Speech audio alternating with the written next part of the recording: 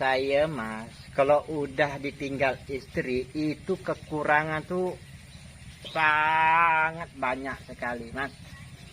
Karena ada kegiatan di rumah untuk menjalankan hidup ini, otomatis itu udah dijalani sendiri mas. Berarti semua sendiri itu Pak ya? Semua sendiri ya, nyuci sendiri, masak sendiri, makan sendiri, tidur sendiri. Sebelumnya istri meninggalkan ya berduaan, bergantian kerja sama mas.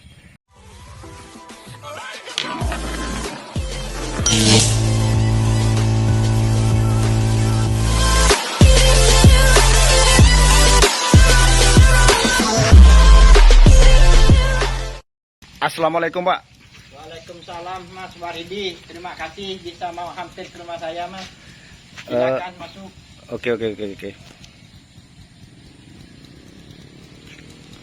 Jalan. Ini motornya makin hari makin keren ya kelihatannya. Layak kita motor anak muda lagi. Alhamdulillah lah Mas Waridi. Motor seperti ini langka mas. Pak Bacong tinggal di daerah sini ini udah lama Pak Bacong?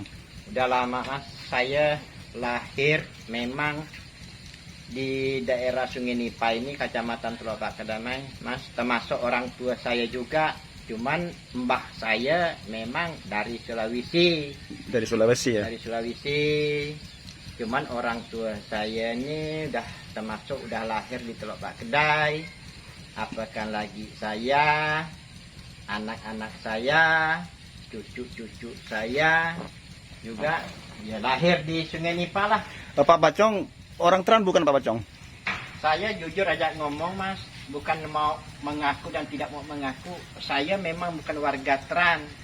Saya ini menempati Sungai Nipah ini menggantikan abang ipar saya atas nama Gani Daud. Saya memang bukan warga Tran. Tapi memang kadang-kadang orang nanya saya warga Tran.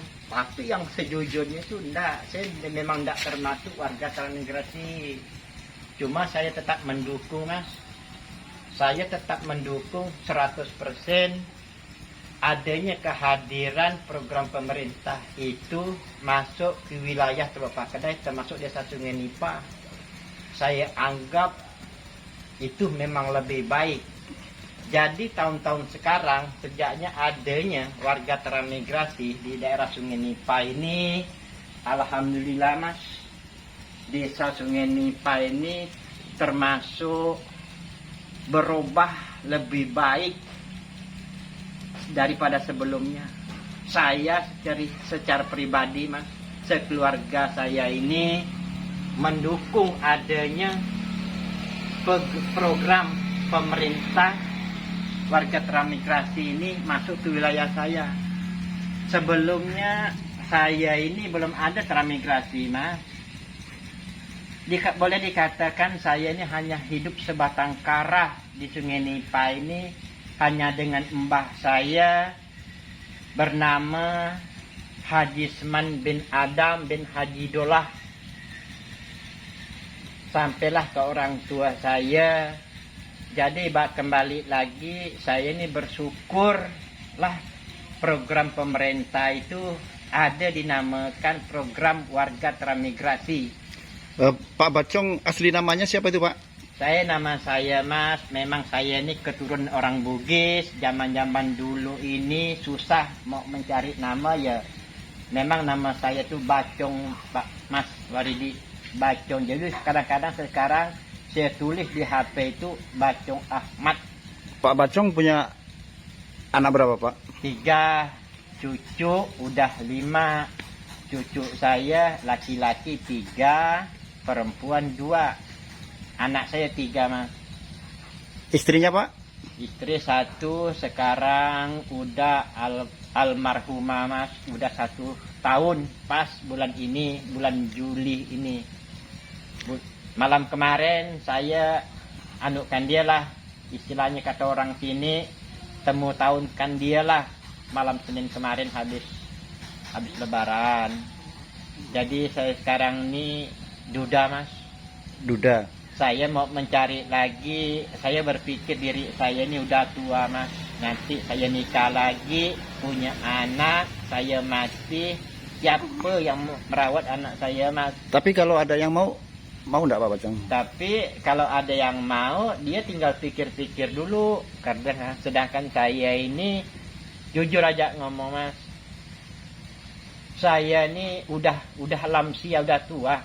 Udah hampir 60 tahun usia saya ini mas.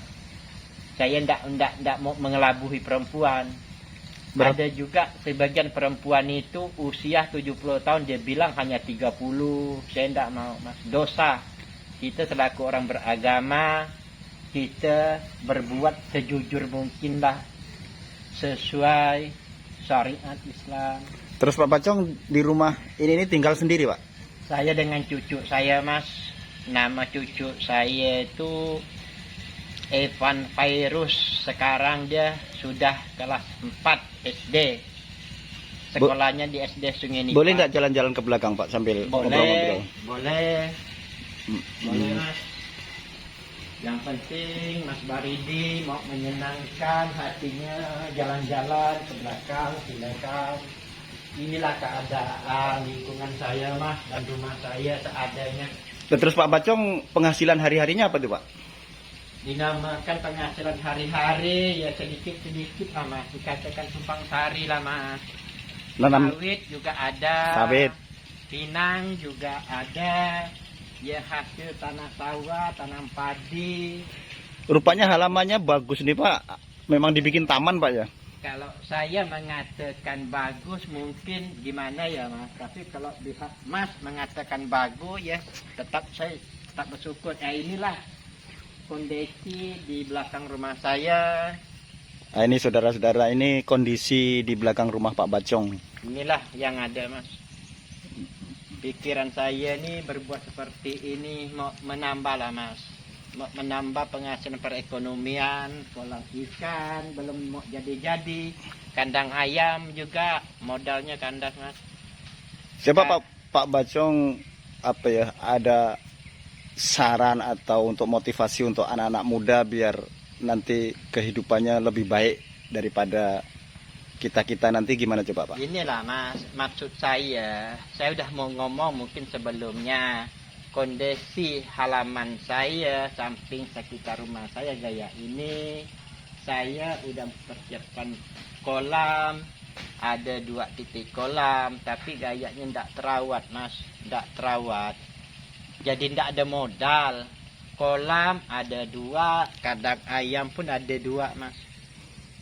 Jadi pemikiran saya itu memang mau menambah penghasilan perekonomian. Ya mudah-mudahan saya tidak mampu. Mudah-mudahan anak saya itu bisa melanjutkan mas dalam kegiatan saya ini. Jujur aja saya mas. Gayanya saya ini keinginan ada. Tapi gayanya itu Pak Bacong setelah ditinggal istrinya kurang lebih 1 tahun Pak ya? 1 tahun mas.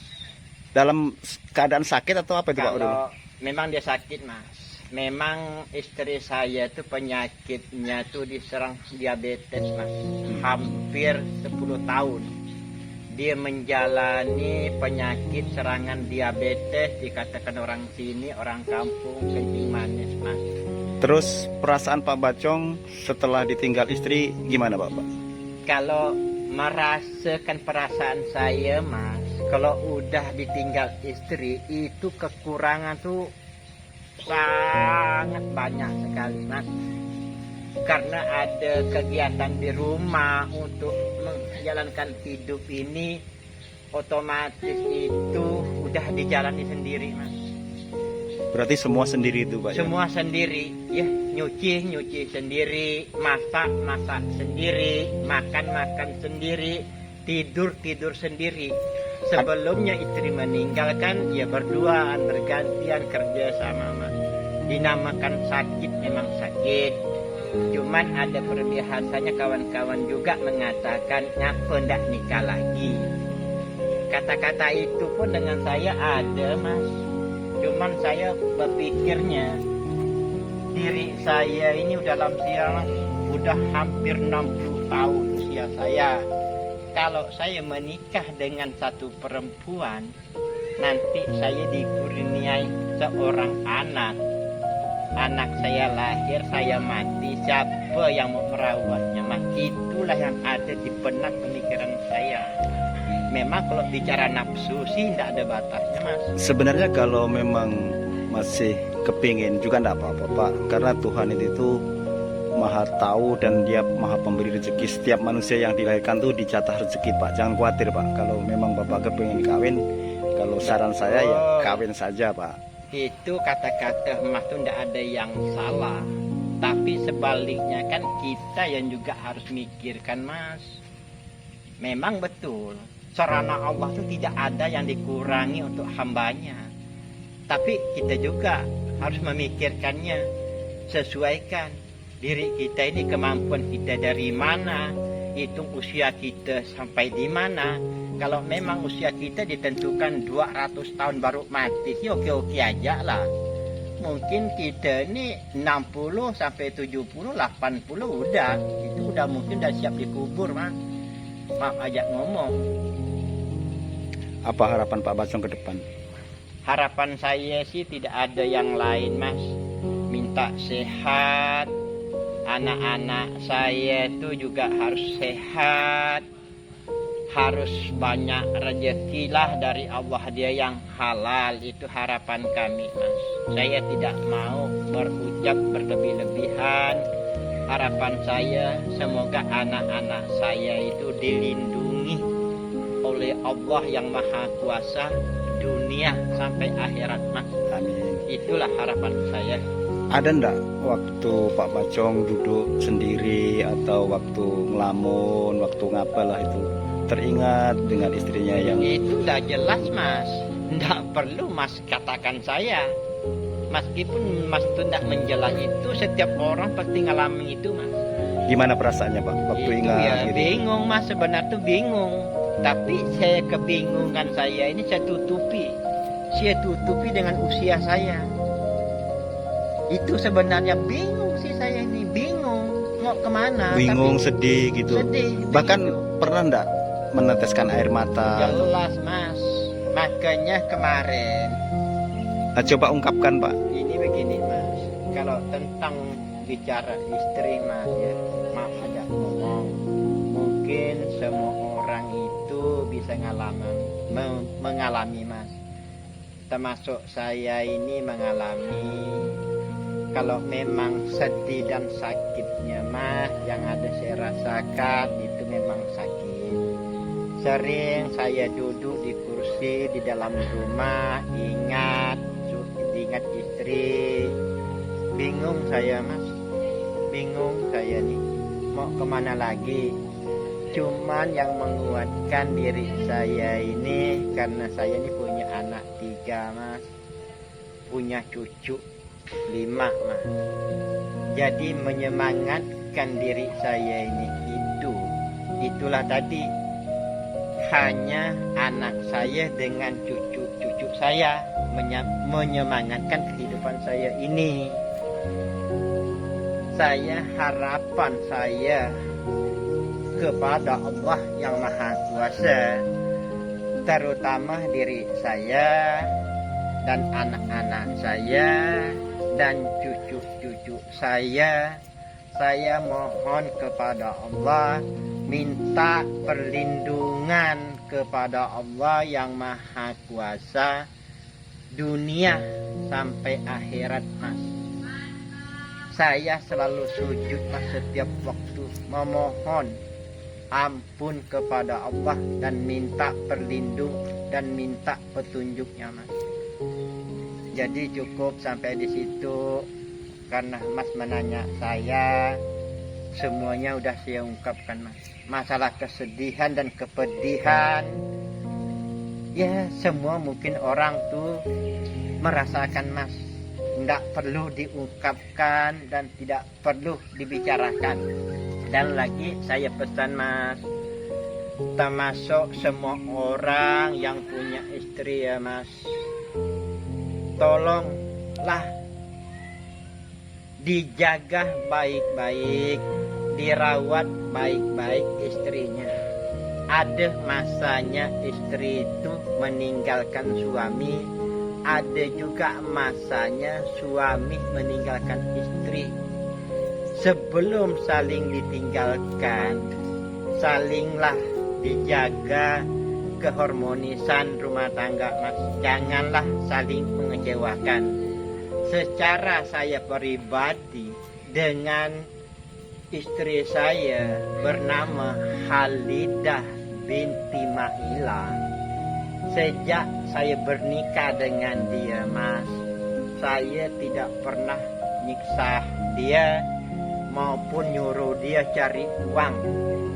Saya berbuat sekekuatan tenaga saya, Mas, untuk menafkahi dia. Saya tidak pernah menyuruh dia pergi cari upah, beli beras, beli apa. Demi Allah, Mas, tidak pernah saya keluar dari ucapan itu dari mulut saya. Hei, Halidah, mamanya Maria, kamu harus pergi ke sana cari duit untuk beli beras. Demi Allah, saya tidak pernah, Mas. Maka saya berpesan dalam saran ini dengan kawan-kawan termasuk semua orang yang ada di muka bumi ini. Jagalah istri baik-baik, jagalah suami baik-baik, supaya bersatu, supaya kumpul dunia sampai akhirat, Mas.